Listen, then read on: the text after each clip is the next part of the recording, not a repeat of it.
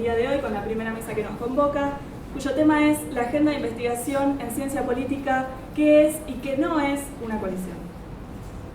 El primer invitado es Daniel Chaschetti. Daniel es doctorado en Ciencias Sociales por la Universidad de la República de Uruguay, es investigador y docente titular de la misma, coordinador del área de gobierno, partidos y elecciones del Instituto de Ciencia Política, Facultad de Ciencias Sociales de la Universidad de la República, autor de numerosos artículos en revistas nacionales e internacionales y ha colaborado en la escritura de diversos libros en su aporte a la ciencia política. Bueno, muchas gracias por haberme invitado, a Miguel, a Facundo y bueno, a todos los amigos que se encuentran aquí.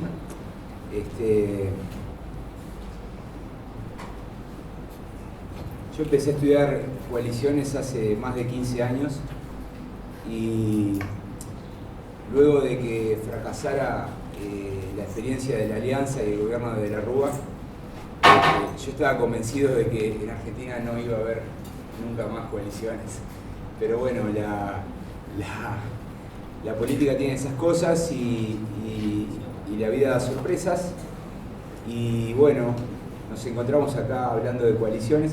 Algo parecido sucedió en Colombia. En Colombia era un caso que no tenía coaliciones y en el 2002 ganó Uribe, el sistema de partidos se fragmentó y la modalidad de gobierno más corriente pasó a ser la construcción de coaliciones. Y bueno, en algún momento me invitaron a Colombia también a hablar de este tema, ¿no?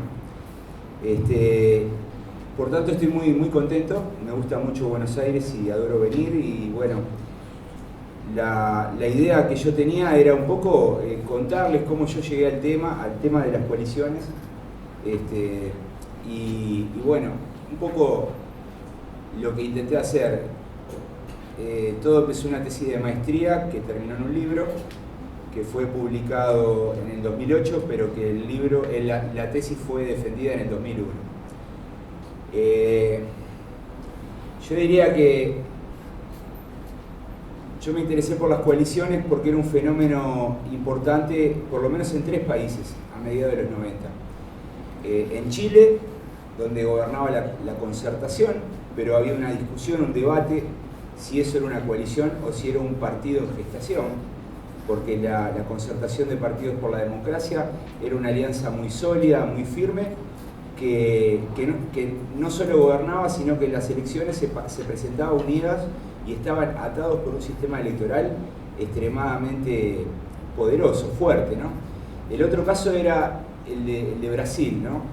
Que luego de la crisis del año 92, con el impeachment a Collor de Mello, y de un gobierno de 2 años de su vicepresidente Itamar Franco, surge la figura de Fernando Henrique Cardoso, que tiene la capacidad de construir una coalición amplia de centro-derecha que permite a Brasil, bueno, la estabilización y toda una serie de reformas constitucionales que modelan el sistema institucional brasileño y que llega hasta nuestros días, ¿no? Ahí aparece bueno, la realización de elecciones simultáneas y en un único día para los cargos de nivel nacional y estadual. Ahí aparece la reelección presidencial en Brasil. O sea, como que esa coalición impulsa y procesa toda una serie de rediseños que termina generando un resultado favorable, óptimo, de estabilidad al caso brasileño. El tercer caso era Uruguay. Y a los cientistas políticos nos pasa eso, ¿no? Que estamos muy influidos por lo que sucede a nuestro alrededor. Si fuéramos biólogos o químicos, tal vez podríamos tener un poco más de prescindencia y mantenernos firmes en nuestros programas de investigación. Pero a los politólogos nos pasa, también a los sociólogos y a los economistas, que estamos constantemente tratando de dar respuesta a los fenómenos sociales y políticos que ocurren en nuestro entorno. Y bueno, en ese momento en Uruguay se había formado una coalición de gobierno, la coalición del presidente Sanguinetti, luego de que 4 o 5 años antes el presidente de la Calle intentó formar una coalición, pero le duró muy poco, y por tanto gobernar con coaliciones se estaba volviendo algo frecuente en Uruguay. Entonces, en ese marco dije, bueno, alguien lo tiene que estudiar, y yo quería estudiar coaliciones. Pero yo diría que no resolví bien el asunto hasta que no me di cuenta que tenía efectivamente un problema teórico. Eso fue lo sustantivo. Y el problema teórico surgió leyendo los textos de Scott Mainwaring y en particular el texto La difícil combinación de presidencialismo y multipartidismo. Scott Mainwaring decía que en realidad el presidencialismo podía funcionar bien con bajos niveles de fragmentación partidaria, que lo ideal sería un sistema de 2 partidos con poca polarización, porque el presidencialismo como diseño institucional tiene muchos problemas. En ese momento veníamos de la discusión en torno al presidencialismo y a los trabajos de Linz, donde Linz decía, el parlamentarismo es una opción mejor para mantener la democracia. Y prácticamente que todos los estudios que discutían de instituciones tenían como variable dependiente la estabilidad democrática. Y por tanto, Mainwaring venía a decir, en realidad el presidencialismo no es tan complicado, no es un régimen que a priori va a traer problemas. La gran cuestión está en el sistema de partidos. Y un poco como que toda la academia compró ese argumento, ¿no? Eso fue publicado en el año 93. Cuando uno mira el número de citas que tiene ese artículo es sencillamente impresionante. Y durante muchos años se dio por bueno esa idea. ¿Por qué yo digo que tenía un problema teórico entre manos? Porque en verdad la teoría de Mainwaring decía eso, pero en la práctica cotidiana de los países de América Latina sucedía otra, ¿no? ¿Qué era lo que sucedía? Sucedía que cuando había difícil combinación, o sea, presidencialismo con multipartidismo, lo que hacían los presidentes era formar coaliciones. Entonces yo dije, en realidad acá hay que construir un argumento teórico que permitiera discutir el planteo de Scott Mainwaring. Y en el año 96 él fue por Uruguay, yo lo conocí, estaba buscando estudiantes para su doctorado, y me acuerdo que fuimos a almorzar y después de conversar un largo rato yo comprendí que toda la teoría de él estaba desarrollado en base al caso brasileño y en particular al periodo previo al año 92 en el que fue despedido mediante impeachment Fernando Collor de Mello. Entonces, lo que hice fue intentar construir un argumento con una hipótesis que decía más o menos lo siguiente. La difícil combinación de presidencialismo y multipartidismo puede ser atenuada o anulada cuando los presidentes forman coaliciones. Entonces ahí comencé a construir una gran base, escogí 12 países, los 10 de Sudamérica más Costa Rica y México, y definí como mi unidad de análisis la formación del gobierno. Entonces ahí, en ese momento, encontré un trabajo que es algo así como un pionero en los estudios de coaliciones, por lo menos en la ola de los 90, que es el trabajo de Grace Ivana Dehesa, que también la pude conocer, por suerte. Es una boliviana que prácticamente que está apartada de la academia en la actualidad, vive en Miami, pero Grace había estudiado en el Instituto Europeo de Florencia, y su paper tuvo amplia difusión, no porque lo hubiese publicado, lo publicó más tarde, sino porque lo presentó en una conferencia de LASA, creo que fue en Chicago en 1998, y ese paper circuló mucho, ¿no? Todo el mundo lo leía, y ese paper se transformó en algo así como un trabajo de referencia, y pude leer su tesis, y me gustó mucho porque fue el primer trabajo que vi el traslado de la metodología o de las operacionalizaciones conceptuales de los estudios parlamentarios para los casos presidencialistas. Algunos dicen, en realidad en el presidencialismo lo que hacemos los cientistas políticos es robarle teorías a los estudiosos del parlamentarismo. En verdad los estudiosos del parlamentarismo le roban teorías a los estudiosos del Congreso de los Estados Unidos, ¿no? Porque es un poco así, ¿no? Cuando uno empieza a ver dónde empiezan las ideas, una gran parte de las ideas nacen en el estudio del Congreso de los Estados Unidos, luego pasan a Europa y nosotros tratamos de importarlas. Y también conocí el estudio de Octavio Amorín Neto, ¿no? Que era un estudio formidable. Y bueno, ¿qué me apartaba de esos dos estudios? Bueno, yo tenía diferencias de cómo conceptualizar las coaliciones, ¿no? En primer lugar, porque Octavio Amorín Neto lo que estudiaba no era formación de gobierno, sino que estudiaba gabinetes. Entonces él, al estudiar gabinetes, tenía, digamos, un abordaje mucho más parlamentarista del tema y por tanto contaba gabinetes de gobierno utilizando los criterios del ICPAR. Decía, bueno, va a haber un nuevo gabinete cuando se muere un presidente, va a haber un nuevo gabinete cuando se reemplaza el 50% del gabinete, o va a haber un nuevo gabinete cuando salga algún partido de la coalición del mismo. Entonces su conteo para prácticamente los mismos años que yo utilizaba era, no recuerdo las cifras, creo que Facundo en su tesis de maestría lo menciona, pero era un número bastante grande, ¿no? Mis casos eran simplemente 51 gobiernos, que me preocupé por estudiarlos en profundidad, y bueno, definir la unidad de análisis fue un tema importante. Lo segundo fue resolver algunos dilemas, ¿no? Uno de los dilemas es el que convoca esta mesa, esta distinción entre alianza electoral y coalición de gobierno.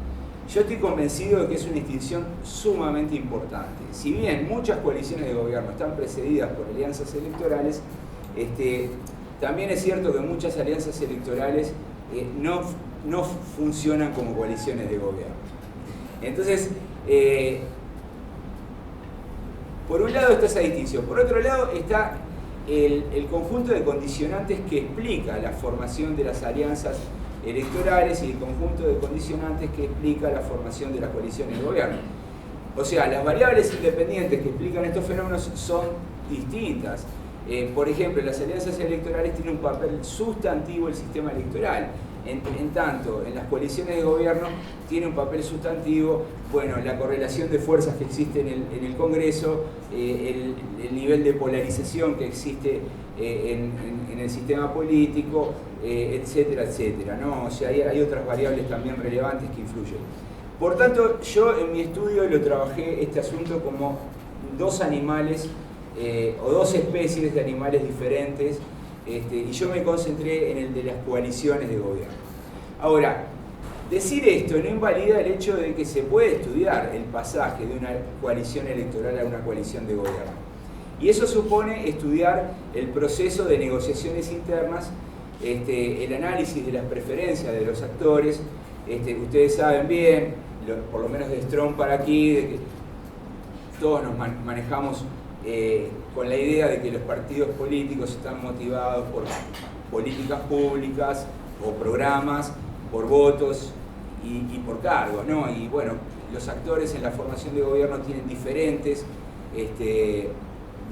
preferencias que en algún momento pesan más unas que otras, y a la hora de formar ese gobierno, bueno, pueden existir ruidos y actores que participen en coalición, en alianzas electorales pueden terminar no siendo parte o retirándose pronto de la coalición de gobierno. En mi estudio yo le presté bastante atención a dos cosas, bueno, a la formación del gobierno y luego a la ruptura de la coalición, que es algo que en Argentina por ahora nadie habla, es decir, están todos mirando a ver cómo esto se está formando. Pero lo cierto es que nosotros para el caso uruguayo encontramos un patrón de conducta muy fuerte, que era que las coaliciones no duraban todo el periodo, ¿no? O sea, cuando se acercaba la elección, se rompían. ¿Por qué se rompían? Bueno, porque en realidad el sistema electoral no alentaba a que esa coalición de gobierno se volviera a transformar en una alianza electoral que compitiera en la siguiente elección, como sí sucede en Chile o como sucede en Brasil cuando el presidente tiene reelección. En ese sentido, bueno, para mí era interesante estudiar este asunto de las rupturas. Por ejemplo, cuando hay elecciones de medio término, también encontré muchísimas rupturas. En el caso de Ecuador, recuerdo que había elecciones de medio término a los 2 años y ahí se rompían las coaliciones. Por tanto, la elección de medio término, si al gobierno le va mal, puede ser un escenario fantástico salirse del gabinete. Lo último que quiero decir, porque ya estoy en tiempo, ¿no? Más 2 minutos. Lo último que quiero decir es lo siguiente. Cuando en los años 90 apareció esta camada de estudios sobre coaliciones, en el cual también hay que mencionar a Javier, que con Javier Zelazny me pasó algo muy raro. O sea, cuando yo había terminado mi trabajo y Javier también, nos conocimos por mail y nos mandamos mutuamente nuestros trabajos. Nos habíamos dado cuenta de que habíamos hecho cosas bastante parecidas sin conocernos. No creo. Entonces, una de las cosas que nuestros profesores nos contaban, ¿no? O sea, que puede suceder que en 2 lugares del planeta haya 2 personas que estudian el mismo tema, no están vinculadas y encuentren los mismos resultados. Y yo creo que con el señor acá en la punta me pasó algo parecido, y bueno, desde entonces somos como compinches, porque tenemos como... coalicionamos. Un hijo medio, una cosa así. Pero bueno, esa camada de estudiosos se centraron en el nivel nacional, ¿no? O sea, no complejizaron mucho. A lo sumo, yo diría que los estudios de Chebuk, Zeworski y todo ese equipo fantástico, diría, profundizaron esta dimensión entre el gabinete y la arena legislativa, donde efectivamente puede haber 2 escenarios distintos, pero bueno, eran todos estudios horizontales, concibiendo las relaciones de gobierno como una relación entre el Ejecutivo y el Legislativo. Y me parece que bueno, que lo que estoy observando ahora, esta nueva ola de trabajos, es que bueno, están más preocupados por esto que se le llama las coaliciones multinivel, la congruencia entre los niveles nacionales y locales, y me parece que bueno, que esto efectivamente representa un aporte sustantivo, porque lo que había ocurrido en los 90 es que se publicaron 5, 6, 7 trabajos. Yo creo que el de Chebuk cerró esa etapa porque era tal vez el más completo de los trabajos, el de Zeworski y Chebuk. Y bueno, y me parece que lo que hay ahora está trayendo novedades, está trayendo problemas teóricos muy difíciles de resolver, porque sacan un poco, para mi gusto, el problema de la coalición electoral, simplemente del estudio de un formato para transformarlo en un problema de estudio del sistema de partidos. Y por tanto yo creo que toda esta nueva arena de investigación está más fuertemente vinculada a los sistemas electorales y a los sistemas de partidos, y no tanto a la formación del gobierno o a la noción parlamentarista de la formación del gobierno que heredaron estos estudios. Muchas gracias.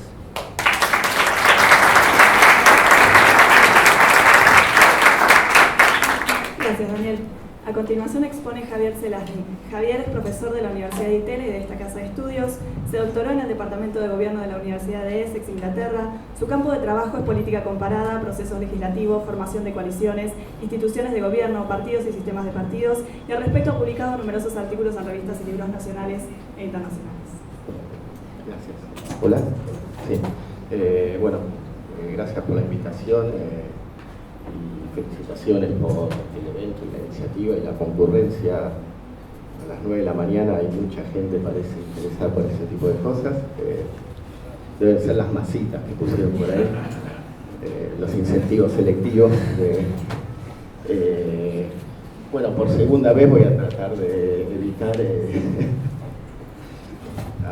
nos va a pasar lo de la tesis y vamos a decir lo mismo para hoy.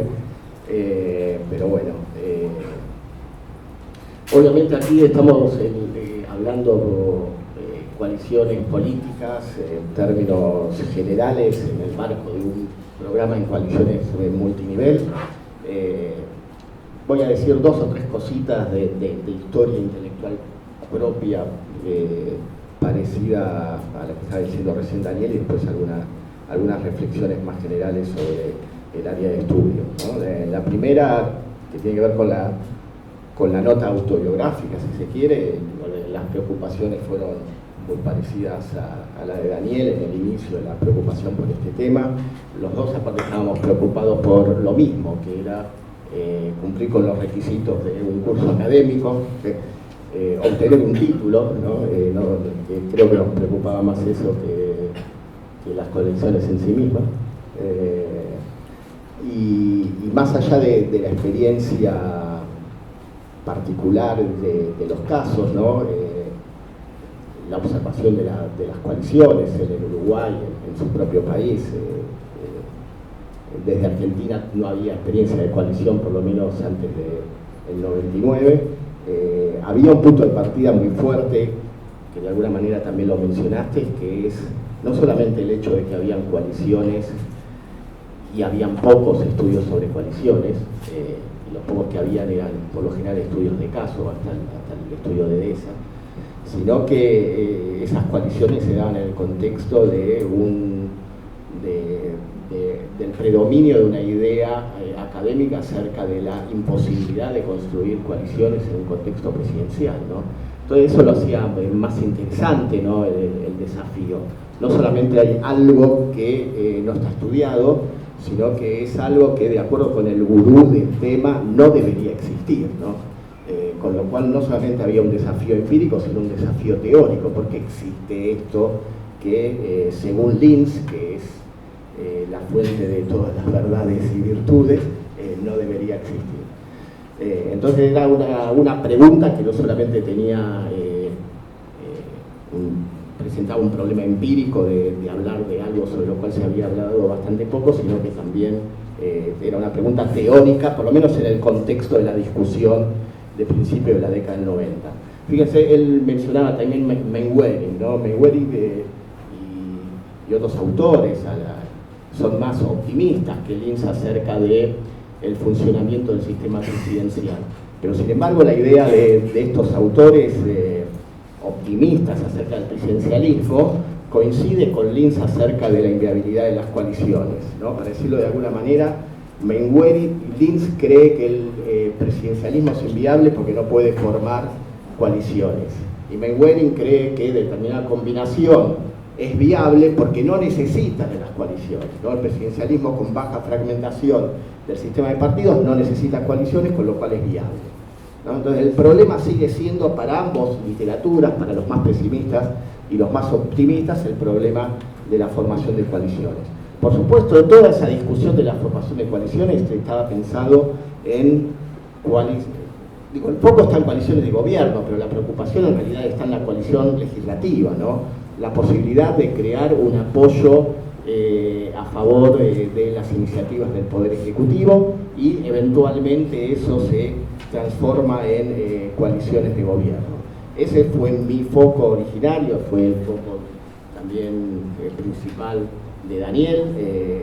También vuelvo a resaltar el aporte de DESA. Yo me acuerdo que empecé mi doctorado y a los 3 meses aparece mi supervisor y me dice, esto te va a interesar, y me da la tesis de DESA, y obviamente estuve deprimido durante 3 meses y dije, ¿qué hago ahora? Hasta que uno dice, bueno, encuentra su nicho. Claro, no, que habían algunas decisiones que eran extrañas, que habían algunos cuadros que estaban diferentes, estaban extrañamente leídos, etc. Pero bueno, lo mismo pasa con nuestras propias contribuciones. Ella decía, por ejemplo, Collor de Mello tiene una coalición. Entonces yo le escribí a mis compañeros brasileños, a Fabiano Santos. Ella decía, Collor de Mello tiene una coalición. Yo le escribía a Fabiano Santos y le dije, ¿Collor de Mello tuvo una coalición? De ningún modo. Collor de Mello gobernó él y su banda de ladrones. Entonces empezábamos a decir, bueno, esto está mal. Y pobre de esa le pasamos por... Pero en tu tesis no me acuerdo haber leído banda de ladrones. No. ¿Qué es una coalición? Es un eufemismo, se llama coalición. Y eso en parte también tiene que ver con un problema que tiene toda la literatura. Digo, cuando uno hace una correlación entre las coaliciones identificadas por esta literatura, también está Davidal, David Altman. Hay una alta correlación entre las coaliciones identificadas por cada una de esas literaturas, pero sin embargo hay diferencias, y esas diferencias en parte son teóricas, y esto es acerca de cómo se definen las coaliciones, y algunas son operacionales, ¿no? Más allá de la definición, cómo sabemos cuándo hay una coalición, ¿no? Caso típico, por ejemplo, el de Amorim Neto, cuando dice que en Argentina entre el 89 y el 91 hay una coalición de gobierno, ¿no? Porque había un ministro del MID y otro de la democracia cristiana, ¿no?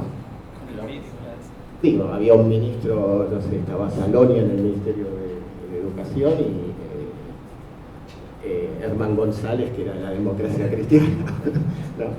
Por lo menos en ese momento. Entonces hay un problema que es un problema acerca de esta literatura, digo, es un problema que sigue ahí en la cacofonía, si se quiere. Todavía tenemos problemas de definición acerca de qué es una coalición de gobierno, uno, y segundo, cómo operacionalizar, cómo saber cuando estamos observando una coalición de gobierno respecto de cada una de esas definiciones. Ese problema, por ejemplo, está presente en esta idea de que cambiemos, ¿no? Cambiemos en una coalición de gobierno o no lo es.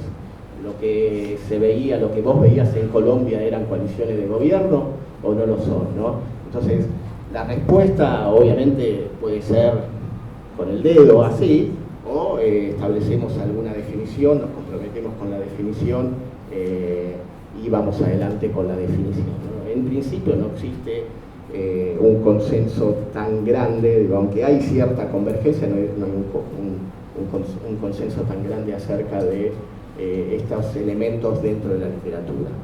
El consenso, entre otras cosas, no es tan grande porque hace un tiempo que no hay tantas producciones respecto de coaliciones de gobierno, ¿no? En primer lugar porque se volvió algo muy usual, en segundo lugar porque Daniel hablaba cambios en las circunstancias, también hay cambios en los intereses de las instituciones que financian investigaciones, lo cual también impacta en qué se estudia en cada uno de los momentos, ¿no? Siempre digo que a los politólogos nos interesa conocer el mundo, pero también nos interesa comer todos los días, y en el orden inverso que lo dije, con lo cual estos elementos mundanos o las condiciones sociales de la producción académica son importantes. Ahora bien, toda esa literatura, el foco es principalmente en la coalición de gobierno.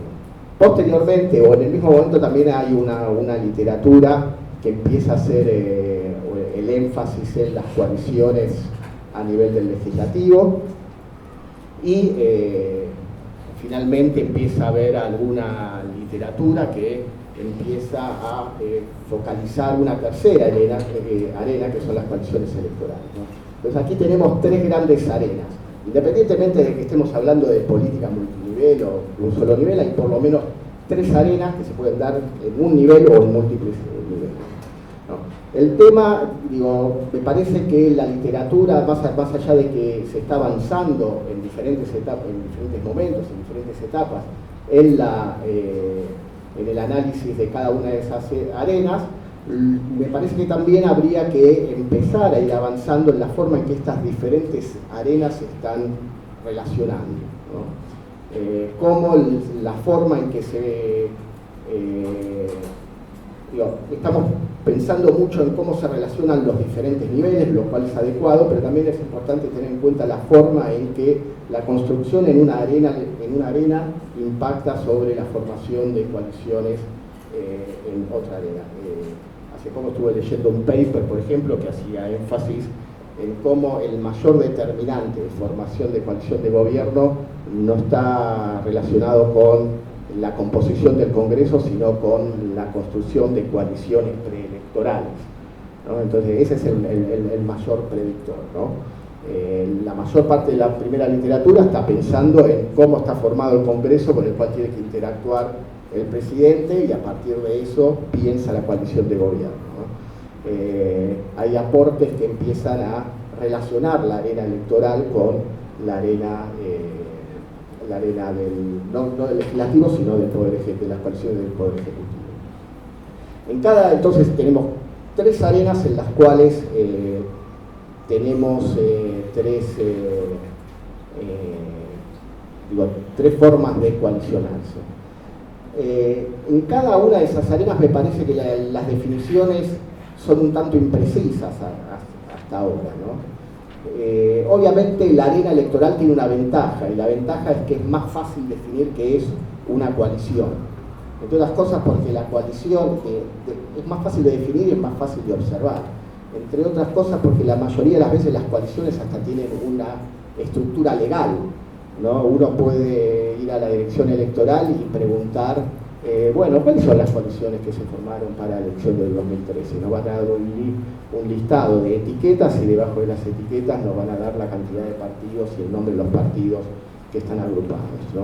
Eso cuando uno lo tiene que hacer a nivel del Congreso y a nivel del Poder Ejecutivo, los criterios son, digo, menos formales, ¿no? En la mayoría de los casos. Entre otras cosas porque pensemos únicamente en el nivel legislativo, hay veces donde hay acuerdos formales entre diferentes bloques legislativos y en esos acuerdos se determina apoyar una serie de medidas legislativas, pero muchas veces eso se da en la práctica, ¿no? A medida que se van presentando cosas, hay algo que cuando uno lo mira en retrospectiva, dice, bueno, hay un conjunto de individuos, de bloques legislativos que están actuando de manera conjunta y uno lo da como si fuese una coalición legislativa de hecho. Pero la posibilidad de identificar esas coaliciones muchas veces es posterior al comportamiento de esos actores, mientras que en la arena electoral uno puede ver muchas veces la formación de coaliciones y posteriormente cómo esas coaliciones participan en la competencia electoral. De la misma manera, y aquí hay mayor imprecisión todavía, tanto a nivel conceptual como a nivel de la operacionalización, tenemos el tema de las coaliciones de gobierno. Gran parte de las diferencias entre la literatura a este nivel tiene que ver con el hecho de que están preocupados por cosas diferentes. Como recién decía Daniel, por ejemplo, a Morín Neto no le interesan las coaliciones, sino los gabinetes, y si los gabinetes son multipartidarios o no lo son, ¿no? Y ese es un motivo por el cual la coalición entre el PJ, el MID y la democracia cristiana durante el gobierno de Menem es considerada una coalición. Porque en realidad no le interesa coaliciones como algo sustantivo en sí mismo. Lo que le interesa es el hecho de que dentro de un gabinete no hay partidos, o hay un solo partido, o hay diferentes partidos, ¿no? Entonces, de alguna manera está hablando de algo que no es exactamente lo mismo. Está emparentado, pero no es exactamente lo mismo, ¿no? Entonces, ahí me parece que todavía hay algunas ambigüedades acerca de cómo operacionalizar la arena del gobierno y fundamentalmente cómo definirla y fundamentalmente cómo operacionalizarla. Me parece que también hay algo importante entre estas 3 arenas y que tiene que ver con los objetivos, ¿no?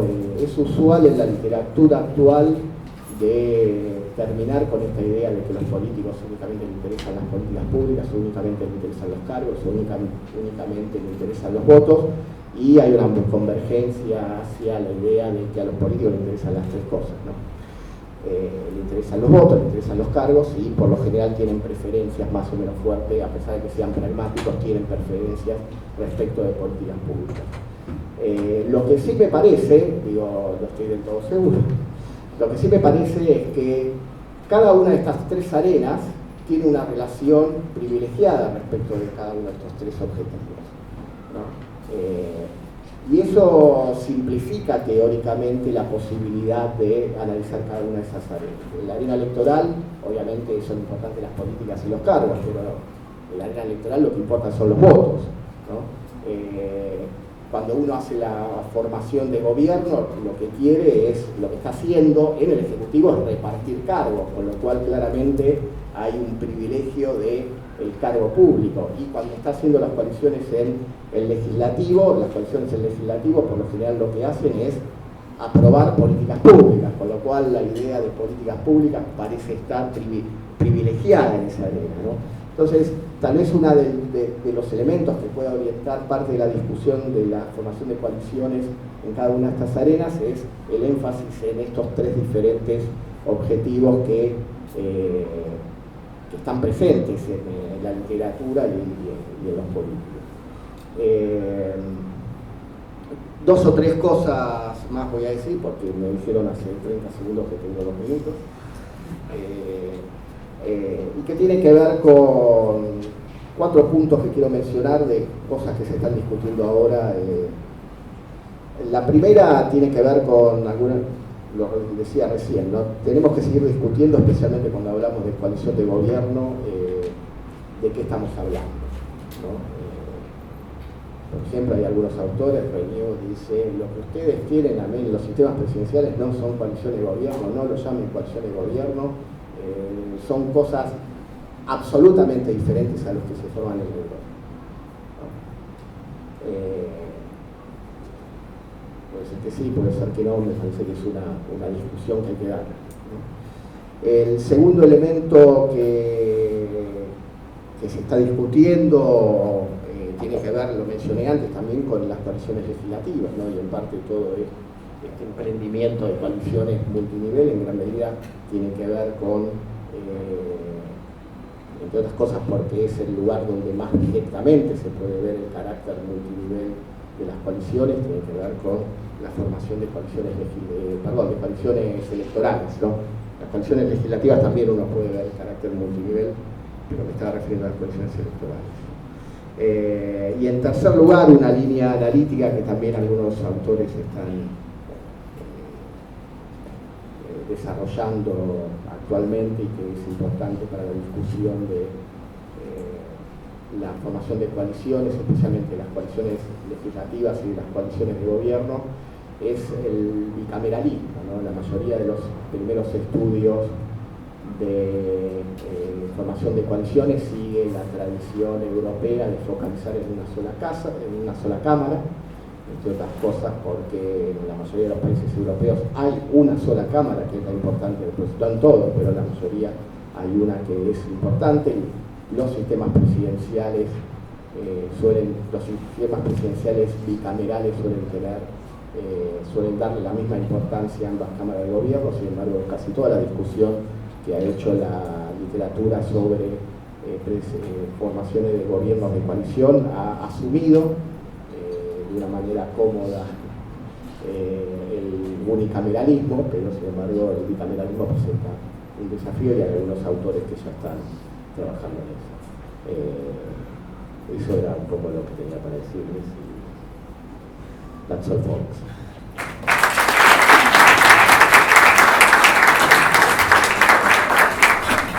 Gracias, Javier. Al final de las exposiciones vamos a hacer ronda de preguntas. Ronda de Ginebra.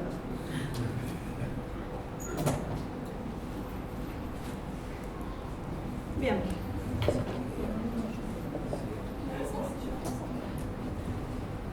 A continuación expone Diego Reynoso. Diego es profesor titular, investigador CONICET, afiliado al Departamento de Ciencias Sociales de la Universidad de San Andrés. Realizó sus estudios de grado en Ciencia Política en la Universidad de Buenos Aires y de posgrado en Flaxo, México, la Universidad de Salamandra y la Universidad de Michigan. Antes de incorporarse a la Universidad de San Andrés, fue investigador en Flaxo, Argentina, y profesor investigador en Flaxo, México. Ha enseñado en instituciones políticas comparadas, metodología y teoría de la decisión en diferentes universidades de Argentina y de América Latina, consultor del PELUR, del Programa de Análisis Político y Escenarios Prospectivos, y es autor de 2 libros, Votos Ponderados, Sistemas Electorales y sobre Representación Digital, y el que más nos interesa hoy, La Estrategia Dominante, Alianzas Electorales en los Estados Mexicanos entre 1988 y 2015. Bueno, muchas gracias por la presentación. Facundo, Paula, Miguel y a toda la facultad de ciencias, carrera de Ciencia Política y de Ciencias Sociales. Para mí es un gusto venir a mi alma mater, así se dice. Yo estudié acá mi carrera de grado y después me fui a esta universidad y creo que es la primera vez después de 20 años que piso en carácter académico esta casa de estudio. Bueno, a mí no me propusieron mucho de qué íbamos a hablar, me dijeron venite y no sabía bien por dónde ir, pero creo que estoy acá básicamente por el trabajo sobre las alianzas electorales en México. Aprovecho para hacer un poco de historia personal e intelectual, la mía es más empírica que intelectual, y después contar un poquitito algo sobre la definición y algunos hallazgos que me parece que pueden tener algún sentido en perspectiva argentina. Yo me topé con este tema por mi manía de armar bases de datos a escala así obsesiva y sin saber muy bien por qué. Me había puesto a armar unas terribles bases de datos sobre política subnacional en México y variable por variable encontraba que muchos temas se habían trabajado. En México trabajó mucho el tema de la competitividad electoral, básicamente porque partían de un sistema de partido hegemónico y interesaba mucho ver qué había afectado la variación en la competencia electoral. El tema del sistema de partidos, un sistema de partido hegemónico, un sistema bipartidista en algunos estados, a sistemas tripartidistas en otros, también era otro tema central en el estudio. Yo después trabajé en unos temas de cuotas de género, porque México tuvo un desarrollo muy importante en el tema de la inclusión en el medio de transición, de aumentar el cupo de mujeres en las legislaturas, y buscando siempre alguna contribución vinculado con el tema de conseguir recursos vitales, buscar un hoyo que no se hubiera analizado. Y me topé con el tema de las alianzas electorales. No había un trabajo que a nivel subnacional al menos lo indique, lo mida, las cuente, cuántas alianzas se habían hecho.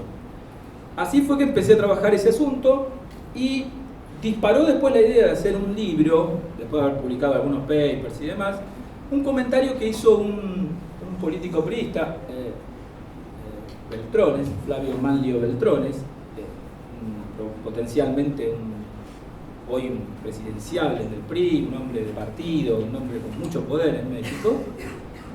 En el año 2009, de cara a las elecciones de 2010, cuando se empezaban a hacer muchos acuerdos a nivel nacional entre el PRD y el PAN, un partido de izquierda y un partido de derecha en México, enfrentando las elecciones de gobernadores del año siguiente, presentaban la posibilidad de hacer alianzas para presentar candidaturas conjuntas frente al candidato del PRI en el estado en cuestión. Fueron 5 estados. Y Manlio Fabio Beltrones, controlando, digamos, entendiendo un poco la dinámica, y muy enfurecido, le llamó alianzas antinatura. Básicamente por esta idea acerca que eran contra la naturaleza de la política, porque eran dos partidos que no tenían nada que ver, un partido conservador, confesional como el PAN, pero también con algunos tintes liberales en términos económicos, y un partido estatista, nacionalista, muy digamos, al populismo de los años 50, cardenista, como el PRD, que no compartían absolutamente nada, salvo algo que para mí era vital, ganarle al PRI. Eso fue lo que me llevó a mí a plantear el tema de pensar las alianzas electorales y contarlas. Y en función de eso encontré algunos patrones. Para eso algunos temas que obviamente siempre exigen, más allá de la inquietud empírica o política, de qué se trata esto, que exigen algunas delimitaciones conceptuales. Lo primero que hice fue entonces separar qué me interesaba de qué no. Y definir básicamente como corte la diferencia entre una alianza electoral y una coalición de gobierno. Para mí la alianza electoral es un pacto explícito, un acuerdo formal entre partidos que deciden unir sus etiquetas detrás de una etiqueta común y respaldar un solo candidato. Y una coalición de gobierno la defino como un pacto explícito también programático en términos de un plan de gobierno que se firma, se pone de acuerdo, se acuerda y se organiza el gobierno en función de eso. Yo lo que descartaba básicamente era esto. No consideraba una coalición de gobierno el poder discrecional que tenga un gobernador o un presidente de nombrar ministros de otros partidos, sino un pacto explícito entre el partido de quien tenía que tomar la decisión y otro partido. ¿Se entiende? Para mí eso es la diferencia. Por ahí quizá hoy decía, bueno, la diferencia entre un gabinete multipartidista y una coalición de gobierno para mí está claramente en eso. en la idea de un pacto explícito entre dos formaciones políticas que deciden convenir en un programa de gobierno y repartir en todo caso el gobierno o no. Puede que no repartan el ministro, pero sí hacen un pacto explícito, que se puede sostener legislativamente o no. Para mí la diferencia era esta. Yo básicamente estudié alianzas electorales. ¿En qué medida estas alianzas electorales se convierten o no después en alianzas o coaliciones de gobierno? Es un tema que queda pendiente en el libro y de hecho lo planteo como agenda de trabajo futura. Hay algunos datos ya que se pueden empezar a analizar, sobre todo por el comportamiento de algunos partidos. Pero ese es el primer corte para mí importante o conceptual, digamos, que había que hacer para entender de qué estábamos hablando. Dicho esto, yo las llamé alianzas, básicamente, ¿no? Y no coaliciones electorales. Acá la literatura varía un poco, algunos llaman coaliciones preelectorales, otros coaliciones electorales, alianzas. Voy a mantener el concepto de alianza, probablemente por un poco de nostalgia respecto de Argentina en ese momento, y el concepto de coalición para el pacto explícito de gobierno. Eso en primer lugar. En segundo lugar, el fenómeno también implicaba algo bastante digamos, sobre todo pensándolo desde la perspectiva de Fabio Manlio Beltrones, un desafío, porque el PRD y el PAN no siempre hacían las mismas alianzas ni con los mismos aliados en los diferentes estados. Esto suponía también pensar cuál era la especificidad local, de que en algunos lugares se pueden armar estas alianzas y en otros no. Por ejemplo, en el Estado de México era imposible una alianza electoral entre ambos contendientes, porque incluso además, vamos a ver un poco de algunos resultados, el calendario electoral en México es bastante descentralizado e impone también ciertas lógicas a la competencia de cara a la elección nacional que se anidan con la competencia estatal y que le imponen restricciones a la formación de alianzas. ¿Sí? Uno de los patrones que yo encuentro de manera muy sistemática es que cuanto más cerca se está de la elección presidencial, en términos de años, más prosperan las alianzas electorales a nivel Estado en función de imprimirle una derrota al PRI, pero el día de las elecciones que se hacen concurrentes con las elecciones presidenciales hacen inviable la formación de coaliciones porque ambos partidos tienen que atender a sus respectivos electorados a nivel nacional que les pone una restricción de presentar candidaturas conjuntas en los estados. Y esto es una dinámica que uno la ve como un ciclo, porque además va observando cómo la formación de esas alianzas van siguiendo esta pauta del calendario. Algo que el PRI entendió muy bien, no sé si por la lectura de este hallazgo o no, porque la última reforma electoral unificó todos los calendarios electorales de los gobernadores y eso está mermando muchísimo la formación de coaliciones electorales en contra del PRI. Por lo cual, en principio yo tenía dudas si era solo una generalización empírica, pero me parece que desde el punto de vista político, más que una generalización empírica, hablaba de un patrón del comportamiento político que podía destrabarse con ingeniería institucional. En este sentido, México también es otro caso muy interesante para analizar porque todos los años hay algún tipo de reforma electoral o de ingeniería electoral que hace imposible medir efectos de largo plazo, pero que da cuenta de cuán estratégico es el uso del arreglo electoral para afectar procesos políticos. Bueno, voy entonces a explorar un poquitito algunos datos. ¿Por qué parecía curioso en ese contexto estudiar alianzas? Porque cuando uno analizaba, por ejemplo, la trayectoria, lo que ustedes tienen ahí en línea son los sexenios presidenciales, y la curvita esa es la probabilidad de que se presente una alianza electoral en una elección de gobernador condicional al paso del tiempo, ¿no? Lo que uno ve es que, digamos, en los dos sexenios de las grandes reformas políticas, que fue el de Ernesto Zedillo Ponce de León, y después continuado en cierta medida por el envión que traía esa reforma al gobierno del cambio, la Alianza Cambiemos de Vicente Fox.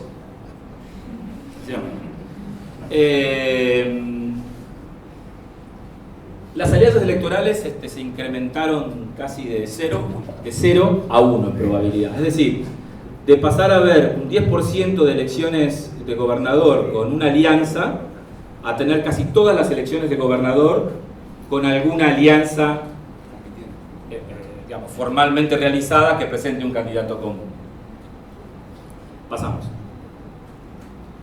¿Perdón, eso es comprobable o las que se dieron efectivamente? No. Si yo tomo una elección al azar, la probabilidad de que haya una alianza, ¿se entiende? ¿Sí? El espacio de competencia. Bueno, esas alianzas, ¿cómo se hicieron? Es decir, bueno, ¿se hicieron cuántas alianzas? ¿Quiénes eran? Bueno, más o menos el espacio de una nota metodológica acá. Estudiar alianzas en México es algo absolutamente tranquilizador y ordenado comparativamente con Argentina, porque la ley electoral es muy exigente para la presentación de partidos políticos y vos tenés 7 partidos políticos nacionales que tienen presencia en los 32 distritos subnacionales, hay algún que otro partido local, pero no tenés 600 partidos políticos, ni tampoco tenés etiquetas que cambian, que es un mismo partido, es muy suave, ¿no?, para estudiar, de modo que las bases de datos tienen columnas razonablemente manejables, los missing no son tantos, y permite, digamos, no tener que hacer interpretaciones groseras respecto de, bueno, ¿y a dónde lo pongo? Si uno más o menos analiza el espacio ideológico de México, digamos, en función de las encuestas de élites que se hacen, de expertos, legislativas, Latino Barómetro y demás, uno puede organizar, digamos, los partidos de izquierda a derecha en el eje horizontal de manera muy, muy clara y transparente, no hay duda al respecto. Presenta este cuadro, nadie tiene dudas, no hay esta incomodidad muy argentina que alguien que es de derecha no se reconoce como de derecha, y están todos en la centroizquierda, no hay ninguna incomodidad. Las personas que son de centro derecha dicen que son de centro derecha, las personas que son de centro izquierda son de centro izquierda, no hay ninguna connotación ni normativa ni moral respecto de la posición ideológica que se ocupa en el espacio político. ¿Se entiende esto? Simplemente es una posición, punto, no tiene ninguna connotación normativa, solo es política. Esto es diferente en Argentina, ¿verdad? Porque hay una connotación normativa muy fuerte al respecto. Votar a un candidato de centro derecha para una persona que no quiere reconocerse como tal es todo un problema de argumentación para decir que izquierda y derecha ya no existen.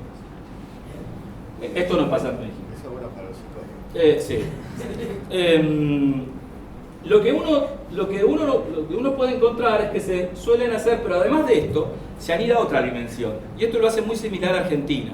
Se han ido a una dimensión que a veces suele ser determinante, a veces no. Y es una dimensión que podríamos llamar prismo-antiprismo. En algunos textos se pone como régimen, antirrégimen, y por régimen se entiende el régimen priista.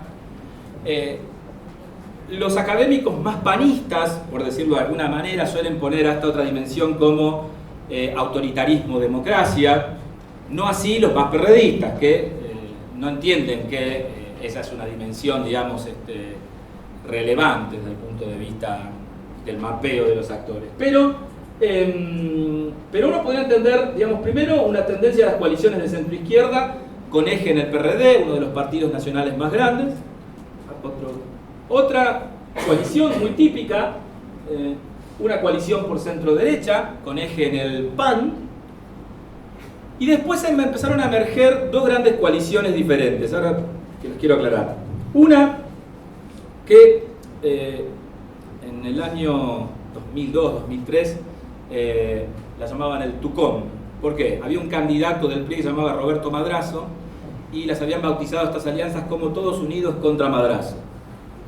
Es decir, habían empezado a predominar alianzas muy extensas, muy grandes desde el punto de vista de los integrantes, que tenían como objetivo pura y exclusivamente presentar candidatos para derrotar al PRI en los estados.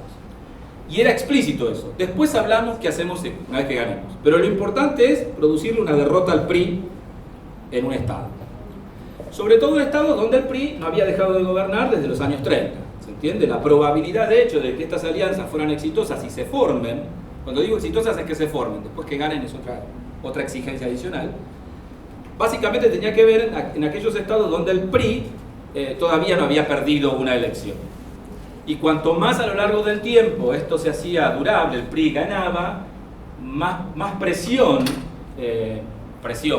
digamos, alguna fuerza no observable como la gravedad, presiona sobre los partidos políticos para que formen estas alianzas. Uy, ya estamos en dos, vamos acá. Pero después de la derrota del PRI a nivel nacional en el año 2000, también empezó a aparecer un nuevo fenómeno aliancista a nivel de los estados. Y fueron las alianzas que yo las defino como defensivas.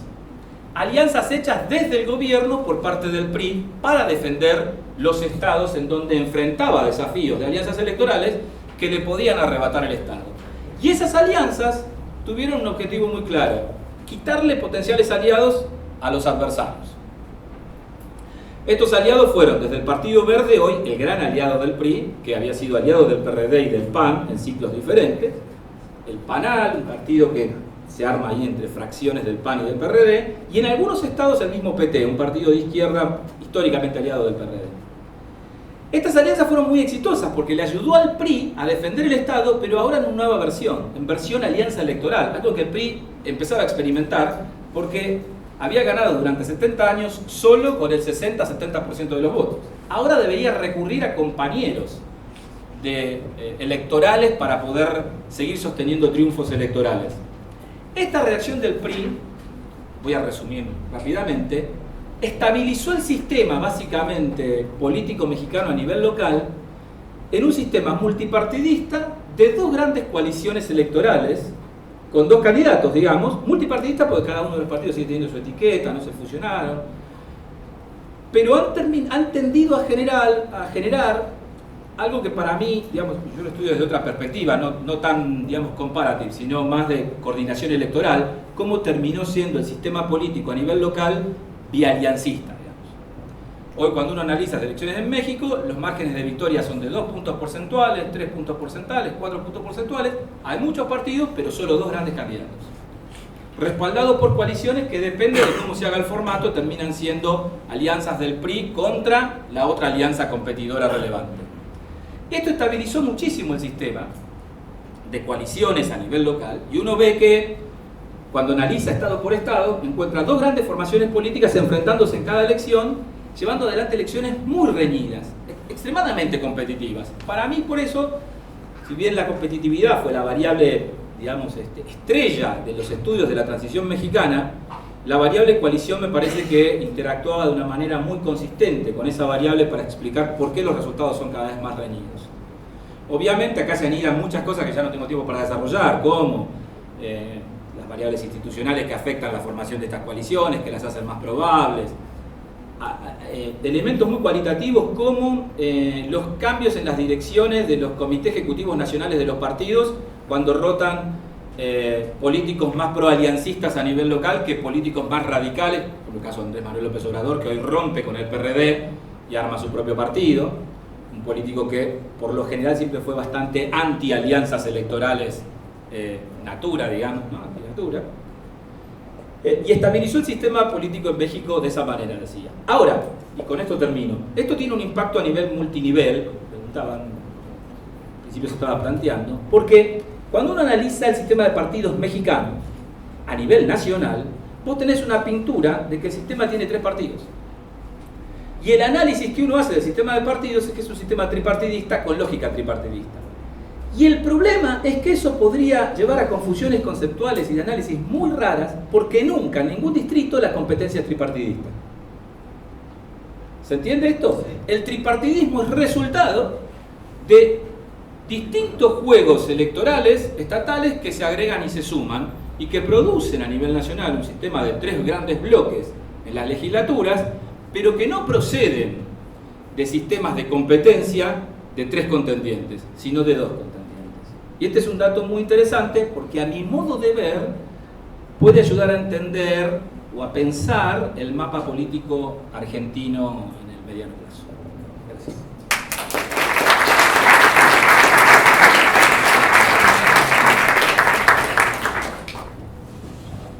Gracias, Diego.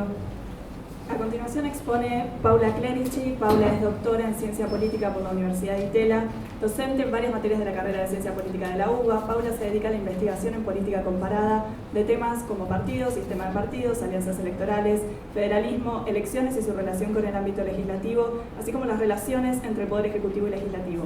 Presenta de manera asidua trabajos en congresos de la disciplina y publica en revistas especializadas, tanto nacionales como internacionales, y es codirectora además del Grupo de Investigación de Coaliciones Multinivel que organiza el seminario del día de hoy. Bueno, gracias. Buenos días. Estamos muy felices de que haya concurrencia, así que eso, primero agradecerles que estén temprano. a agradecer a Daniel, a Javier, a Diego, a un montón de gente que va a estar participando en el día de hoy en los paneles y en los workshops. Así que eso primero, que estamos muy felices de que estemos acá reunidos para hablar de esto que parece un poco nerd en algún punto cuando nos juntamos con los estudiantes y que bueno, que hay un montón de gente que está en la misma nerdeada, digamos. Entonces, eso, primera medida. Segunda medida, contarles un poco cómo fue el recorrido, por qué llegué a estudiar alianzas, también yo lo llamo alianzas, o yo lo llamé alianzas en mi tesis de doctorado, un poco lo que comentaba Diego, y después me fui dando cuenta que es un mundo de coaliciones donde las podemos clasificar de distintas formas y donde lo que yo estaba mirando era solamente una porción muy chiquitita de una realidad muy grande que tiene que ver cómo los partidos se coordinan y llevan adelante objetivos en común, ¿sí? Distintos, y cada uno de estos tipos de coaliciones presenta objetivos diferentes para su formación, incentivos que justamente hacen que esta conformación sea de una manera o de otra, y por supuesto elementos que inciden en la posibilidad de supervivencia de esta unión de partidos, ya sea que la llamemos coaliciones o que la llamemos alianzas.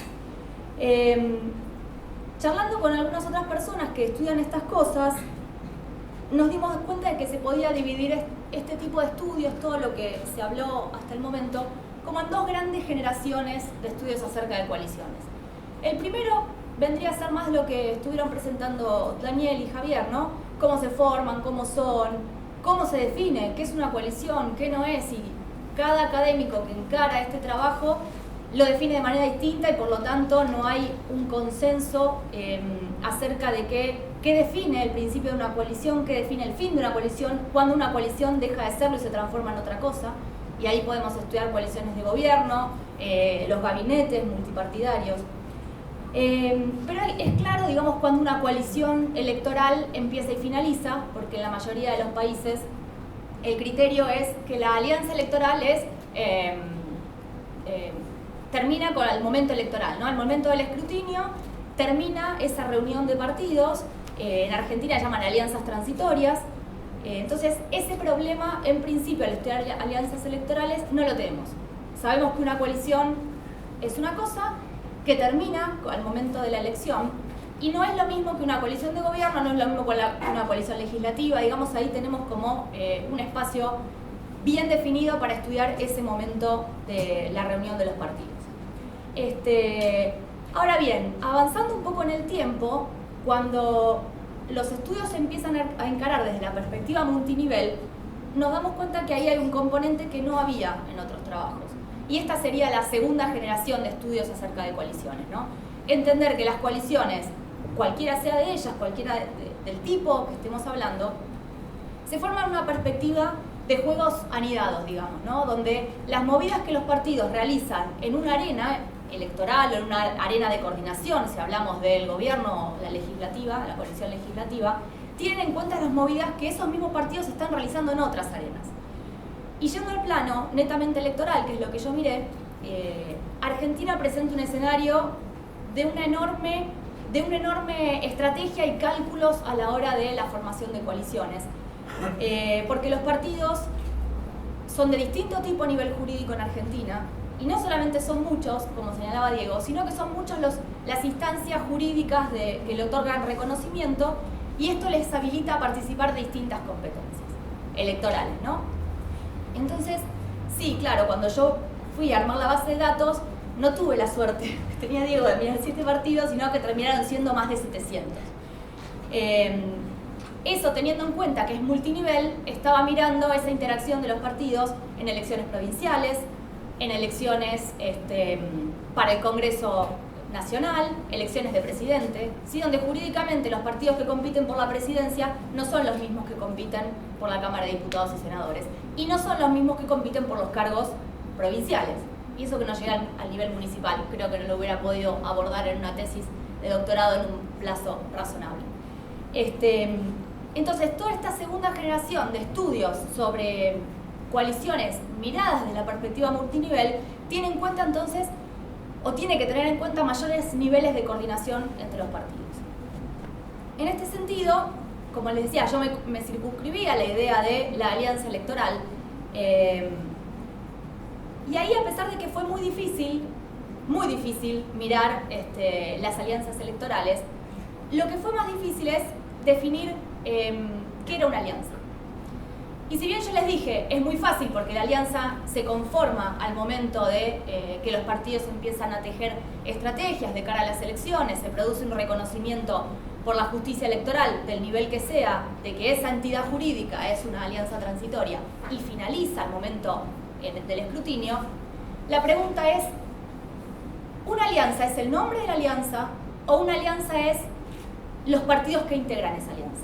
Teniendo en cuenta que mi mirada era multinivel y teniendo en cuenta que en Argentina los partidos que integran una alianza para un determinado nivel para un determinado cargo o arena electoral pueden no ser los mismos que para otra arena electoral porque la ley no tiene ese sentido de verticalización como en algún momento ocurrió en Brasil, donde la alianza que se hace para presidente se debe replicar en los distintos niveles. Entonces, los partidos son autónomos y están facultados para tejer sus propias alianzas. Entonces no están obligados a replicar en otros distritos o en otros niveles esa alianza. Entonces, la primera aproximación fue, bueno, listo, una alianza es el nombre, ¿sí? Cuando yo empecé a estudiar esto en el 2011, bueno, miremos la alianza UDESO, ¿sí? Ok, es el radicalismo que iba con el Partido Federal a nivel nacional y que se replicaba en la provincia de Buenos Aires a nivel de los cargos legislativos nacionales, ¿no? La competencia por el Congreso. Y ya, ¿sí? Si yo quería mirar UDESO, se me había más o menos acabado ahí el mapa, porque el radicalismo tuvo estrategias completamente distintas de alianzas en los distintos distritos para la competencia por el Congreso de la Nación y a nivel provincial. Entonces, bueno, un primer problema es, el nombre de la alianza no me estaría diciendo mucho acerca de que esa es mi unidad de análisis para poder contemplar el radicalismo. Ni hablemos, digamos, cuando tuve que mirar el PJ, ¿no? Lugares en los que el PJ integraba la alianza Frente para la Victoria, que ya para 2011 fue la mayoría de los distritos, con algunas excepciones como La Pampa, como Córdoba, como San Luis. Y si me iba más para atrás, y la elección de 2005, 2007, menos aún, ¿sí? Entonces, la alianza es la reunión de partidos. Defino una alianza y mido una alianza como la reunión de los integrantes y no con el nombre. Porque otra cosa que ocurre es que mismos partidos que se alían en distintos distritos no forman una alianza que se llama de la misma forma. Hay razones, claro que hay razones, para que partidos que en otros distritos se coordinan de igual forma no se llame igual. El caso de Chaco Merece Más, por ejemplo, ¿no? Y Frente para la Victoria. En algún momento la composición partidaria de esas alianzas eran exactamente iguales, pero no tenían el mismo nombre. Bueno, ¿y esto qué responde? Claramente a la ley electoral o el régimen electoral, perdón, que en nuestro país es federal. Todo lo que las provincias no han cedido a la nación son facultades que se mantienen para ellas. Y el régimen electoral y la cuestión de los partidos es una de ellas. Entonces, eso, entre otras cosas, habilita a que la lógica política y la lógica de coordinación a nivel de distrito sirva para explicar ese distrito y no para explicar otro. Entonces, para hablar a nivel país, o para hablar, mejor dicho, a nivel sistema, ahí hubo una complicación, ¿no? Entonces, ¿qué son los partidos? También era otra pregunta que atravesaba esto. Yo un poco que salí de la cuestión tomando partidos jurídicos, ¿no? No es la más feliz de las decisiones metodológicas, pero es la que a mí me permitió poder hablar de las coaliciones electorales o de las alianzas electorales cruzadas. Porque todo lo que trae esta segunda generación de estudios acerca de coaliciones, y el aspecto electoral es una de ellas, es qué pasa con los partidos en los distintos niveles donde compiten. Entonces, si yo estoy mirando partidos en los distintos niveles y tengo que mirar coordinación, o al menos tengo que mirar estrategias, se empieza a presentar acá la cuestión de ¿actúan igual en todos los distritos donde compiten? ¿Llevan la misma estrategia de interacción con otros partidos cuando compiten por los cargos provinciales, por el Senado, por la Cámara de Diputados, por la Presidencia? Entonces, uno de los grandes conceptos y todo una grandes teorías que hay detrás tiene que ver con la congruencia de las coaliciones, la consistencia de las coaliciones, la consistencia de los partidos en sus alianzas, la congruencia de los partidos dentro de sus alianzas. Entonces todo este paquete conceptual y teórico viene con la perspectiva multinivel, porque es lo que me permite comparar qué hacen los partidos en las distintas arenas electorales o distintas arenas que atienden, porque también podríamos mirar lo que tiene que ver con la formación de los gobiernos a nivel provincial y cómo interactúan con el nivel nacional. Temas más de coordinación federal, de coordinación de políticas públicas, ¿no? Toda esta perspectiva multinivel nos abre un abanico enorme de posibilidades que un poco estamos intentando que todo ese gran abanico pueda al menos tener algún puntapié inicial en muchos de los estudios que los estudiantes y graduados están haciendo acá en el grupo de investigación. Entonces, bajando a la cuestión esta de si los partidos, si las alianzas electorales son etiquetas o son la reunión de partidos en sí, yo me quedé con las dos. Encontré algunas similitudes al momento de empezar a rastrear algunos mecanismos causales detrás de qué incentivos existen para que las coaliciones, las estrategias de alianza de estos partidos sean más o menos congruentes, ¿no? Ahora, muchos de estos incentivos que yo rastreo, que tienen que ver con procesos de nacionalización o de desnacionalización en algún momento del sistema de partidos argentino, el calendario electoral, que como muchos otros estudios que hablan sobre coaliciones en general, el calendario electoral es una variable que está siempre presente, porque altera los cálculos estratégicos de cara a una elección, básicamente, o una posterior formación de gobierno, o cómo se vota los proyectos de ley en las dos cámaras, la de diputados y la de senadores, a medida que se va acercando la transición, si es una elección de mitad de periodo, si es un recambio de gobierno. Entonces el calendario electoral siempre altera los cálculos de los partidos políticos. Y esto, por supuesto, encontré que también impactaba en la cuestión de la congruencia de las alianzas. Y en tercer lugar, un aspecto, una variable de la política argentina tiene que ver con la dicotomía oficialismo-oposición.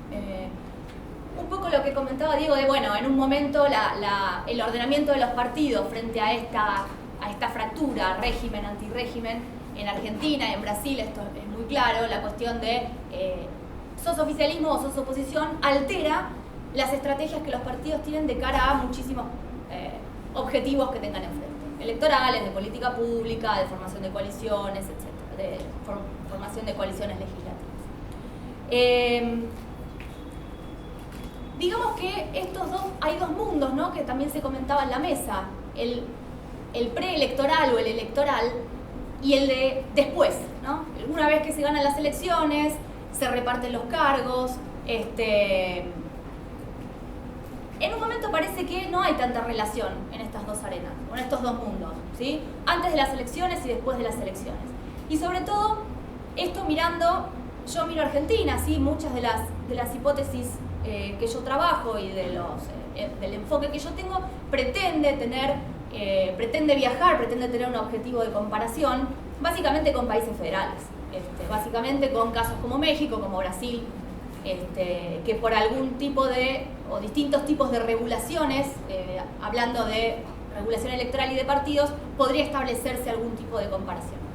En estos dos mundos, en principio, lo que uno podría decir es no hay relación. Las alianzas electorales se forman, se produce determinado arreglo de bancas resultante, por ejemplo, o de divisiones de gobierno a nivel vertical entre la presidencia y las gobernaciones de las provincias, y lo que pasó antes y cómo se maneja la política después, pareciera que no hay demasiada relación. Ahora este es un nuevo foco que algunos estamos encarando para estudiar si efectivamente no hay relación, o la relación se ve, pero no a nivel de lo que se ve todos los días, ¿sí? No a nivel quizás de las votaciones nominales, sino hay que rastrear un poquito antes en la cuestión de cómo se presentan los proyectos de ley, si hay colaboración entre los partidos, la idea de los cofirmantes, cómo se dictaminan las comisiones, cuál es el margen de maniobra con que los propios legisladores cuentan para manifestar cierta oposición a su propio partido, y eso es más difícil manifestarlo en una votación nominal, pero en instancias previas de todo el proceso parlamentario quizás se podría dar, ¿no? También ahora todo este paquete de nuevas teorías y de nuevos conceptos nos pueden llevar a plantear, entendiendo que coalición de gobierno puede ser esto porque tampoco estamos demasiado de acuerdo que es una coalición de gobierno, cómo medirla o cómo verla o en qué momento cambia. Una coalición legislativa, esto es una coalición electoral, esto es un gabinete multipartidario aunque no haya coalición de gobierno. Digamos, teniendo un poco más claro estas cosas, a pesar de que no haya un consenso tan extendido, porque tenemos muchos años de estudio acerca de coaliciones en sistemas presidencialistas, empiezan a aparecer otras cuestiones que podemos rastrear. Entonces, el enfoque multinivel también empieza a brindarnos otras herramientas con todos los problemas que tiene, ¿no? Con todos los problemas conceptuales y teóricos que tienen de hacer un estudio o un análisis que tenga en cuenta más de un nivel, digamos, porque nos hacen falta algunas teorías, algunos conceptos no nos alcanzan, pero empiezan a aparecer nuevas preguntas de investigación, ¿no? Que tienen que ver entonces con cómo se coordinan estos dos mundos, el preelectoral o el electoral y el postelectoral en cualquiera de los niveles o instancias en las que los decidamos medir, y otras instancias de coordinación federal que no son tan abiertas o tan claras, ¿sí? O que no se ven a simple vista, sino que hay que indagar un poco más en los ministerios, en los consejos federales, ¿no? Como que hay que ir un poco más allá para empezar a rastrear cómo estas coaliciones, cómo los alineamientos de los partidos se manifiestan en distintas instancias de los procesos políticos. Bueno, eso. Muchas gracias.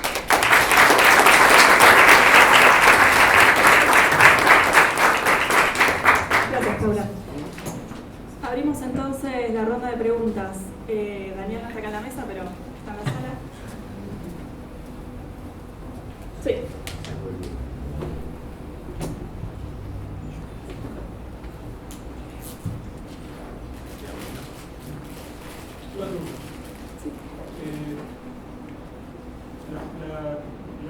La duda mía o la pregunta que quiero hacer es acerca de la experiencia que hubo en Argentina con respecto a la alianza UCR-FLEPASO. ¿Para ustedes qué fue? ¿Una alianza electoral, una coalición de gobierno? ¿Una tragedia? Sí, fue... ¿Hay otra pregunta? ¿Votamos preguntas? Sí. Tengo una pregunta, me quedé pensando con lo que dijiste, Diego, sobre el tema de la definición de coalición de gobierno, que es un pacto explícito sobre un programa para gobernar. Pero como hoy en día, digamos, los programas son cada vez más vagos, con los partidos cachorros y demás, ¿cómo trabajarías esa definición? O sea, ¿cómo nos damos cuenta que hay un programa en común cuando, por lo menos acá en Argentina en general, las elecciones que veo de los partidos no veo que tengan un programa definido? ¿Cómo es para diferenciarlo una elección electoral? Sí. Sí, Andrés. Sí, también mi pregunta es para Diego, tiene que ver con que recién mencionaste que en México hay un sistema político estable, pero últimamente en las últimas elecciones de gobierno han surgido candidatos independientes con fuerza, sí, como el Bronco, por ejemplo. Sí. ¿Vos crees que eso podría desdibujar el sistema? No conté con que alguien tenga tanta información, sí. Información específica la cobra por ejemplo.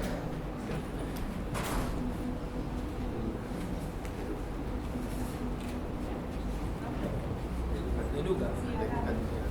Sí, perdón, no te vi. Para Diego y para Daniel, referidas a cuál es la autonomía que tienen los partidos a nivel subnacional para fijar si entran en alianzas electorales o no, o si es la directiva nacional del partido la que fija la línea general, por así decirlo.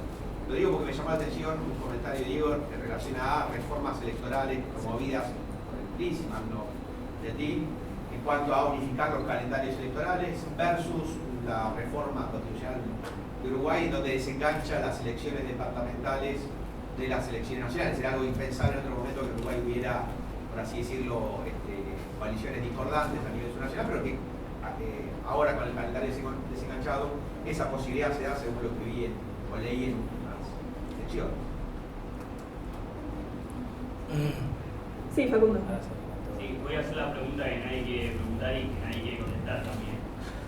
Sobre la base de lo que tenemos hasta ahora, cambiemos, ¿qué vendría a ser? Una palabra. ¿Dónde está? ¿Alguna pregunta? Bueno, basta de preguntas, porque si no me tiene la memoria para poder hacer todo. Bueno. Alianza. A ver, sobre el gobierno de la Rúa y la Alianza, yo tenía una base de datos de 51 gobiernos, dije, y mi variable dependiente era la supervivencia de la democracia. La supervivencia de la democracia estaba operacionalizada simplemente como que el presidente terminara su mandato. Tenía algo así como 23 coaliciones mayoritarias y el único caso de coalición que no garantizaba la supervivencia era el caso de la Alianza. Entonces, por esa razón discutimos bastante si era o no una coalición. Que era una coalición, una alianza electoral, no hay duda. El problema es cuando se instala en el gobierno. Yo encontré una serie de documentos suscritos por la Unión Cívica Radical y por el FREPASO. Hubo una distribución del gabinete, había pocos ministros de FREPASO, pero los había. Y el cargo de vicepresidente era el cargo del jefe del FREPASO, digamos, del líder del FREPASO. Para mí no hay duda de que era una coalición de gobierno que se fue despedazando. Increíblemente hay algunas decisiones que le hacen mucho daño, ¿no? O sea, empezando porque el presidente se aleja de los partidos de la coalición, o sea, toma distancia,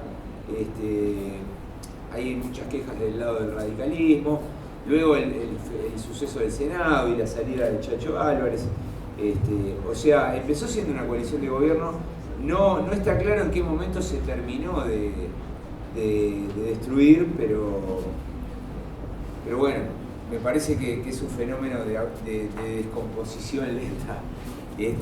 Respecto al tema de las definiciones, yo no creo, Paula, que estemos tan en desacuerdo sobre qué es una coalición. Me parece que como que todas las definiciones parecen ser como convergentes. No sé, yo usé la de Strong, que prácticamente dice lo mismo que la definición de Diego. Me parece que todos estamos de acuerdo que tiene que ser obviamente un acuerdo, que tiene que haber más de un partido, que tiene que haber un programa o unas líneas comunes, ¿no? Digamos, una exposición de motivos, ¿no? Ahora, bueno, ahí está el punto. Cuando yo hice mi investigación, encontrar un programa común era bastante complicado, porque muchas veces en las campañas electorales no todos los partidos presentan, ni las coaliciones presentan programas, pero muchas veces tienen plataformas que pueden ser chequeadas y que son suscritas por los dos bandos. Por ejemplo, en Argentina es difícil. O sea, hay otros países donde hay como mayor intensidad, pero yo creo que yo diría que es un atributo indispensable para definir una coalición que haya un programa o por lo menos una declaración de objetivos comunes. Si no, me parece que es difícil separar lo que es de lo que no es. Tercero, en Uruguay desengancharon el calendario electoral, pero no desengancharon la posibilidad de que haya coaliciones incongruentes, ¿no? ¿Por qué? Bueno, porque todos los políticos que participan de la primaria, lo que es las PASO y que en Uruguay debería llamarse las PAS, ¿no? Porque no son obligatorias. Una vez que participás en las PASO, luego hasta el final del calendario que termina en las elecciones departamentales, vos no te podés cambiar de partido. En realidad lo que sucedió fue que el Partido Nacional y el Partido Colorado crearon un nuevo partido, que es una coalición, para poder intentar ganarla al Frente Amplio en Montevideo. Y bueno, eso fue bastante complicado porque tuvieron que destinar 500 dirigentes, postularlos en las PASO, digamos, me cuesta llamarles PASO, pero bueno, en las PASO, porque las PASO no solamente seleccionan candidatos, sino que eligen las convenciones de los partidos a nivel nacional y departamental, y como los candidatos a intendentes departamentales se definen en las convenciones departamentales, bueno, todos los actores tienen que participar de las PASO. Entonces, fue un armado bastante complejo, que bueno, me parece que yo diría que es una especie muy distinta de lo que estamos viendo en Argentina, de coaliciones multinivel no congruentes. En el caso de Uruguay me parece que tenemos que estudiarlo un poco más, lo que intentaron hacer estos partidos. Es verdad, crearon una coalición, pero esa coalición está en consonancia, digamos, con la práctica cotidiana de blancos y colorados en el Parlamento, en la segunda vuelta del balotaje, o sea, no la veo tan incongruente.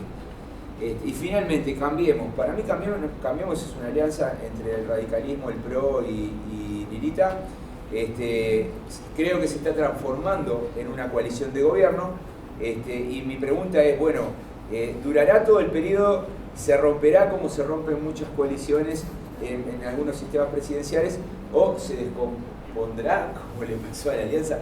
Yo creo, y eso lo encontré en mi estudio, la variable aprendizaje es una variable bien importante. Cuando un sistema político tuvo una experiencia de coalición, la probabilidad de que se vuelva a formar una coalición y que la coalición funcione es muy alta, ¿no? Cuando hay dos experiencias ya es, no recuerdo los porcentajes de probabilidad, pero a medida que hay experiencias anteriores, la probabilidad de que una coalición se forme y funcione va creciendo. Entonces a mí me parece que Cambiemos tiene a favor el fracaso de la alianza. Y yo creo que hay muchos dirigentes, inclusive hay una ministra que va a ser partícipe de las dos experiencias, hay muchos dirigentes que van a trasladar, bueno, sus frustraciones, su conocimiento y sus diagnósticos de por qué aquello no funcionó y qué es lo que hay que hacer distinto ahora. Por tanto, yo diría que alianza electoral y coalición de gobierno. Voy por Cambiemos. Suscribo lo que me ahorro suscribo eso, quiero agregar algo. Para las coaliciones de gobierno, por ahí uno podría poner coalición teórica premium, coalición empírica, coalición teórica premium, pacto explícito y programático. Pero coalición empírica, no teórica premium, puede ser que no haya un acuerdo programático, pero sí un acuerdo explícito de reparto de cargos. ¿Se entiende? Cambiemos me parece que puede estar ahí, en ese nivel, digamos, ¿no? Por ahí no necesariamente se pueden poner de acuerdo acerca de ideas del desarrollo, sino que simplemente, muy como lo hace el PRO en la ciudad en cierta medida, le doy, no sé, a un grupo, ayer estaba con Bumaro y Morresi, a un grupo le doy el área económica, a otro grupo le doy el área social y a otro grupo le doy, y no necesariamente tenemos un acuerdo, se entiende, sino que es multidimensional la forma de construirla. Yo digo empírica, para mí puede funcionar ahí. Dos, respecto de eso, también se puede mutar. La alianza mutó, incorporó a mitad de camino el partido de Cavallo, que era Acción por la República. Las alianzas son, voy a citar a la CLO, flotantes en cierta medida también. Tienen margen para poder incorporar y expulsar actores. Yo pienso al Frente para la Victoria, por ejemplo, como una coalición de gobierno también, no solo como un partido político del gobierno, que entraron y salieron actores todo el tiempo de esa coalición. De hecho, cuando uno observa, por ejemplo, en el Frente Renovador a sus principales dirigentes, fue medio gabinete de Néstor Kirchner. Entonces, ¿se entiende? Me parece que hay mucha variación. Para Cambiemos yo creo que es eso. También no sé cuándo empezará a flotar, pero lo cierto es que Cambiemos no tiene, digamos, suficiente respaldo legislativo como para sola poder seguir adelante, con lo cual me imagino que tendrá que incorporar de ahora en adelante algunos recursos partidarios. No lo sé. Todo lo que tengo que decir sobre Cambiemos. Lo otro ya me olvidé. El Bronco. Respecto del Bronco, sí, pero hay un dato muy interesante. La mayoría de las coaliciones, está Juan, que está aquí presente, que hizo su tesis después sobre coaliciones, dirigido mío, y ahora estamos haciendo una compilación sobre estudios de coaliciones en México, de casos muy puntuales, pero más cualitativos. Y lo que vimos es que las que son exitosas son las que tienen que negociar un candidato entre el PAN y el PRD que nunca es ni panista ni perredista. Y por lo general se dan cuando el PRI se fractura en un proceso interno y el perdedor de la fractura del proceso interno termina siendo el candidato de la alianza PAN-PRD. Esto es un dato, qué sé yo, Maloba, en Sinaloa es un ejemplo muy claro de eso, pero tenés miles de esos casos. La mayoría son expriistas. El caso del gobernador de Puebla, hoy probablemente sea un candidato del PAN a la presidencia, también es otro ejemplo muy importante. Y el caso del Bronco es un caso similar, porque es un expriista, en realidad parece como un extrapartidario, pero es un hombre de una trayectoria política en el PRI gigante, que, como en los dibujitos de la Pantera Rosa, salta antes que se choque el avión y queda parado. Y aparece como un extrapartidario con apoyo de los empresarios de Nuevo León, de Monterrey. Pero en todo caso, te diría, la competencia se va a normalizar detrás de una coalición Bronco, pero que la va a tener que articular con los partidos nacionales que hay. Lo cierto es que también ahora hay una reforma política que va a empezar a permitir este tipo de soluciones de candidaturas independientes, pero que se van a tener que apoyar en los recursos institucionales partidarios, porque es muy difícil ser gobernador sin tener un contingente legislativo que te respalde. Y no sé, ¿qué otra pregunta? Bueno, en el caso de México, Miguel, en el caso de México, los comités ejecutivos nacionales, los CEN, a ver, primero hay partidos. Vos vas por Avenida Coyoacán, cruzás el eje 10, ves una manzana gigante y es el edificio del PAN. Te vas a Insurgentes Norte y ves un edificio gigante, es el del PRI, con empleados, técnicos, profesionales, que puede cambiar el presidente y ahí están esos partidos. ¿Sí? Tienen escuelas de gobierno y demás. Uno. Ahí están los comités ejecutivos nacionales, que son los que tienen el poder, el Comité Ejecutivo Nacional, el presidente, el secretario general y el Comité Ejecutivo, de armar todas las listas para diputados, seleccionan a los gobernadores, etc. Con lo cual, las alianzas se hacen siempre con la bendición del Comité Ejecutivo Nacional. Nunca es una rosca local. Cuando pasa eso, se rompen. Y le pasa al PRI todo el tiempo. Lo del Bronco es parte de una ruptura porque el Comité Ejecutivo Nacional no respalda su candidatura. ¿Sí? Lo mismo pasó en varios estados. Y le empezó a pasar también al PRD ahora. Fenómeno reciente. El Comité Ejecutivo Nacional no respalda a un candidato o inclina demasiado la balanza en el proceso de selección a un candidato, suelen tener fisuras. Pero el peso de las autoridades nacionales del partido es determinante en la lógica de la construcción de las alianzas locales. No sé si me parece que sí. ¿La alianza? No, estoy de acuerdo con lo que se decía tanto de la alianza como Cambiemos. Un solo comentario respecto del aprendizaje. Vos decías, Cambiemos tiene la ventaja de que a la alianza le haya ido mal. Si a la alianza le hubiese ido bien, la ventaja de Cambiemos era aún mayor, ¿no? Y también hubiese sido colectiva la ventaja, ¿no?, de que le hubiese ido bien a la alianza. No, ahí el único tema es respecto de la definición, ¿no? Que tiene que ver con el punto de acuerdo de gobierno, ¿no? Vos hacés la distinción entre premium y empírica, y me parece que ese es uno de los grandes problemas que plantean algunos autores acerca de hasta qué punto. Digo, en las coaliciones, lo que llamamos coalición de gobierno de conferencias presidenciales, por lo general son de la variedad empírica. O menor. Sí.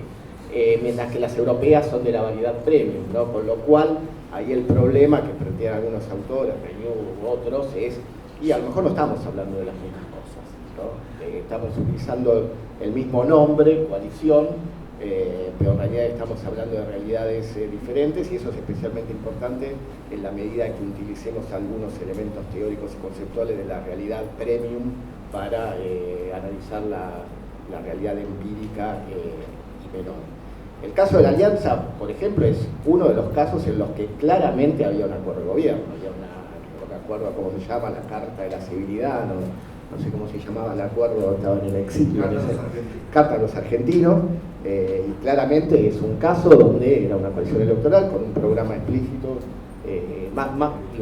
más allá de todos los elementos que ustedes comentaron, había hasta un programa explícito, con lo cual era de lo que más cualificaba para coalición premium. Pero en la mayoría de los casos eso no se da, y me parece que sí hay muchas veces acuerdo en algunas políticas puntuales, pero no en programas de gobierno, ¿no? Cuando uno ve la formación de coaliciones por lo general, normalmente postelectorales en democracias presidenciales, lo que hay es un documento al cual suscriben los diferentes partidos, en los cuales se comprometen a una serie de medidas que se van a impulsar desde el Poder Ejecutivo, mientras que las coaliciones presidenciales por lo general es, como vos decías, un acuerdo para el reparto de cargos en el Poder Ejecutivo, y la contrapartida es apoyo a las medidas iniciadas desde el Poder Ejecutivo, ¿no? A veces son consensuadas a nivel del Poder Ejecutivo antes de enviarse en el Congreso, y a veces se las mandan al Congreso y los partidos de la coalición en el Legislativo empiezan a discutirla, ¿no? En vez de ni siquiera la instancia de discusiones del Poder Ejecutivo. En el parlamentarismo también pasa. Y en el parlamentarismo no todas las coaliciones tienen un programa. No todos, pero premium, es más que el modo, digamos, ¿no? No. Digo, ojo, yo leí lo de Renew y no estoy para nada de acuerdo. Me parece que yo también, en Mendoza me peleé con él, pero digo que es una discusión que hay que dar. Los sistemas parlamentarios, creo que los conocemos poco.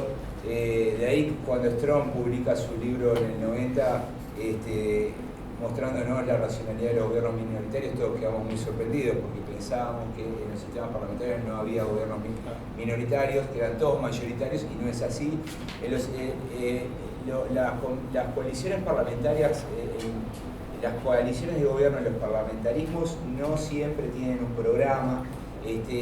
Por ejemplo, reparten las políticas públicas entre partidos, vos te quedás con tal ministerio, vos con tal otro, no hay integración. O sea, yo miro lo refinado que son, por ejemplo, las coaliciones en Brasil y en Chile, donde, por ejemplo, hay un chileno que se llama Remer, que ya se está retirando, pero inventó una cosa que nadie le dio mucha bolilla, que es medir la integración horizontal y vertical de las coaliciones. Y él mostraba que en Chile, por ejemplo, no solamente hay una integración horizontal, o sea, que se distribuye horizontalmente, sino que también adentro de los ministerios se distribuye verticalmente.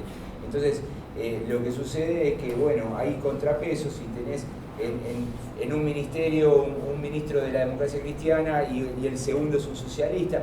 En los sistemas parlamentarios no existe eso. Entonces, me parece a mí que decir, bueno, lo que existe en el presidencialismo no son coaliciones, me parece que es un razonamiento hasta tonto e infantil, ¿no? Yo creo que hay coaliciones, hay que ser más exigentes y distinguirlas de cuando tenés un presidente que reparte ministerios.